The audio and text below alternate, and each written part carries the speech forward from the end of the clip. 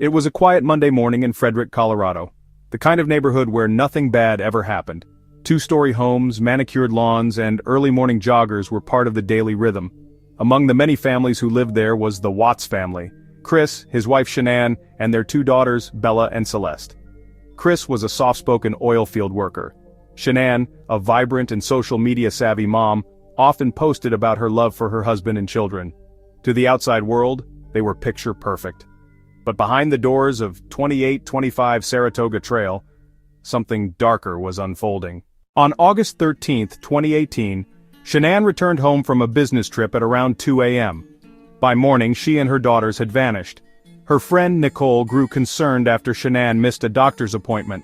Texts went unanswered, calls were ignored. Nicole rushed over and rang the bell. No answer. She contacted the police. Chris arrived shortly after, calm, detached. He allowed officers inside. Shanann's purse and phone were still there. Her car sat in the garage, but there was no sign of her, or the girls. As police questioned Chris, he was strangely composed. No frantic energy, no urgency. Surveillance footage from a neighbor's camera contradicted Chris's version of events. He claimed Shanann had left with the girls that morning, but the footage showed only him backing his truck into the garage and loading something, alone. The neighbor, sensing something was off, whispered to an officer after Chris left, "He's not acting right." The story went national. Shanann's family pleaded for help on the news. Social media flooded with images of the missing mother and her two adorable daughters. Chris appeared on television begging for their return, but viewers couldn't shake the oddity of his body language, his lack of emotion. Something wasn't adding up.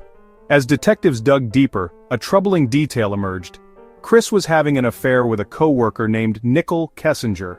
He had lied about it initially but eventually admitted the relationship. With pressure mounting, police called Chris in for a polygraph test. He failed.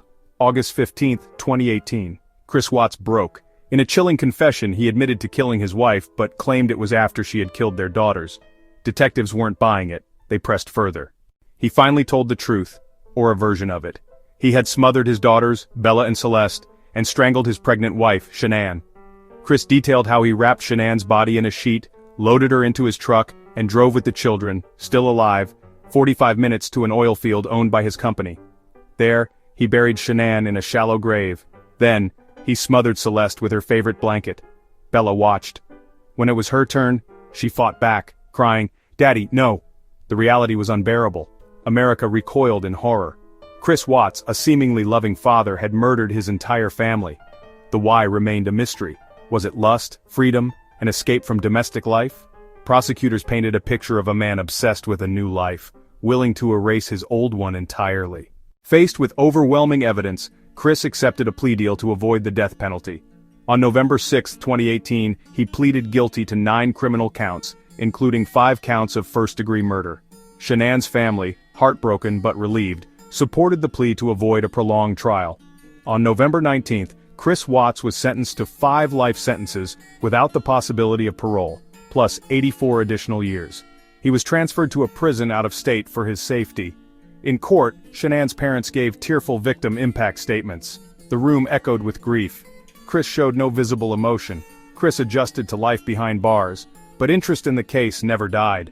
He wrote to journalists and spiritual advisors, offering new confessions, contradictions, and religious reflections. In one letter, he admitted that he had planned the murders for weeks. The motive? So he could be with Nicole, without the baggage. Nicole Kessinger vanished from public life. She was not charged but became the subject of scrutiny and online conspiracy theories.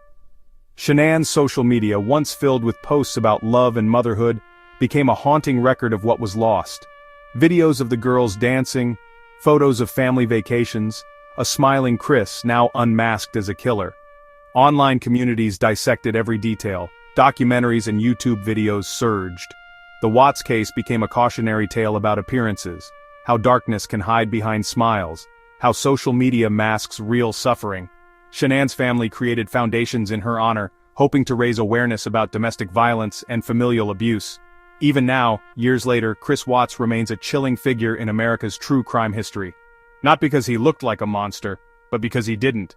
He was the father next door, the husband who barbecued with neighbors, and the man who, in one monstrous act, destroyed everything.